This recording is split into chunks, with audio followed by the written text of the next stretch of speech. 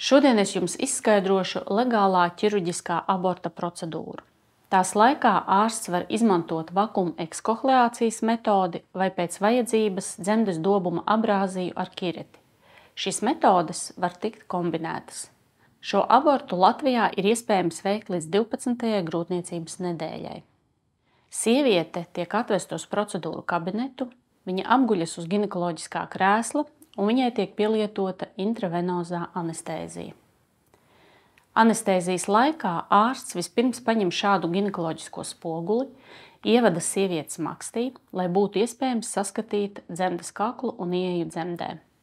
Pēc tam aborta veicējs satver ar vienzobi vai divzobi dzemdes kakla priekšējo lūpu, tādējādi fiksējot dzemdes kaklu.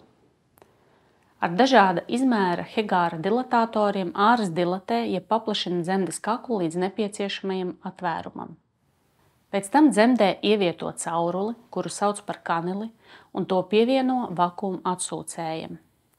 Tiek ieslēgts atsūcējs, un ārsts lēnām vada kanili pa dzemdes sienām 360 grādu apjomā, tādējādi saraustot embriju daļās.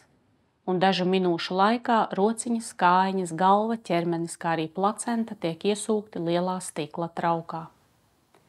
Pēc šīs manipulācijas ārsts izmanto kireti, pārbauda dzemdes dobumu, vai ir izņemtas visas augļa un placentas atliekas, īpašu uzmanību pievēršot dzemdes dobuma stūriem.